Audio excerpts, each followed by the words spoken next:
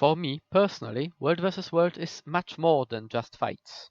It's the grand strategy aspect of it which is so appealing to me. For example, this is an Oasis event on Gunnarsholt Borderlands, first one after a reset. Stuff is mostly wooden everywhere. Winning this event will destroy dominant keeps and dominant towers, effectively allowing two sides flip each other while the third side, the one which wins Oasis, is safe. I mean, no gates, it means it's easier to cap than using ramps and everything.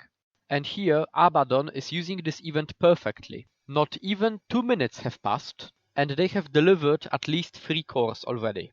The fact that those cores are so important makes stomping me or raising me less important than stopping people carrying the cores.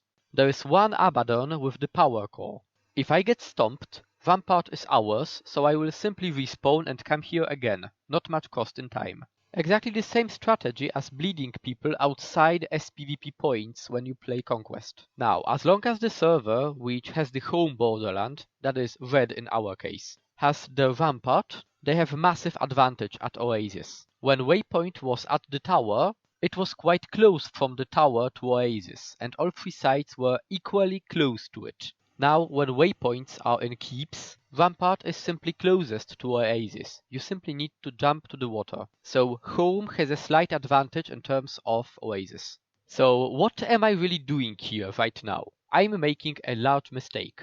3 minutes in, Abaddon has 33% of cores. We have deposited 1 core which we stole from them. And I am fighting off point, that is, in a pointless location, killing a ranger, which does not really give our server nothing, while they focus on the objective. So objectively, this ranger won this fight. From the strategic point of view, that is. Abaddon has pulled a large group of people, and in response, Lissotti, the pole commander, summoned his raid to support us. In the meantime, enemies are killing the dinosaurs and trying to ferry the cores. They are also defending the carriers, so single players like me will not be able to actually defeat them or steal their cogs. I was trying to pick up the cog, but there was always a stomp animation, so unfortunately I got annihilated.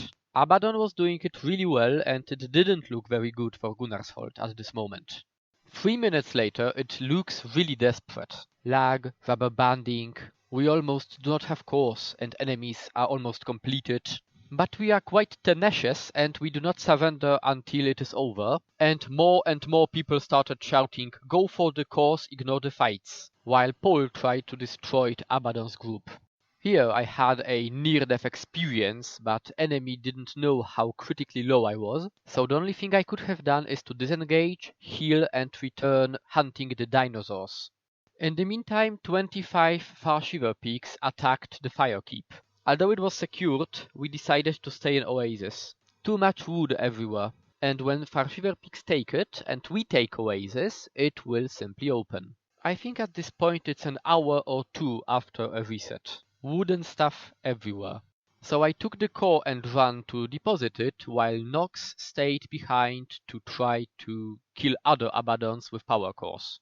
As you can see, it's getting better for Gunnarsholt now. Now we focus on cores, while Abaddon focuses on fights. If you look at squad UI, we are dying. But we are getting the cores, they are not. Situation changed. Now both sides focuses on cores, and Paul split people to help us with taking them too. And here, a special situation.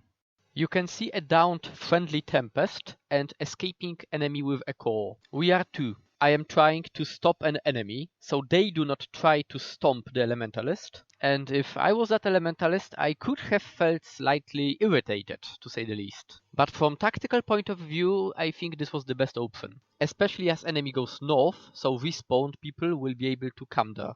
Here, I know retaliation will kill me, but yes, I got confounding suggestions in. Micro stun upon opponent and our reinforcements came and we took that core. With how close those cores are to each other, a complete focus is on trying to take Oasis before the other side does.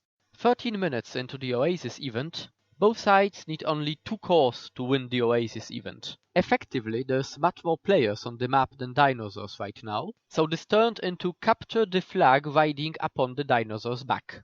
At this site, there's more enemies, but it doesn't matter. What matters is who will take the core. By the way, we just lost the fire keep to Far Shiver Peaks, so it will open any minute. And we got 2 cores in a very different location. We split better. I have to admit, this fight was very interesting tactically. Abaddon was dominating initially, and they cooperated really well, but we were closer to respawn, and with time we started focusing objectives while they started focusing to kill us.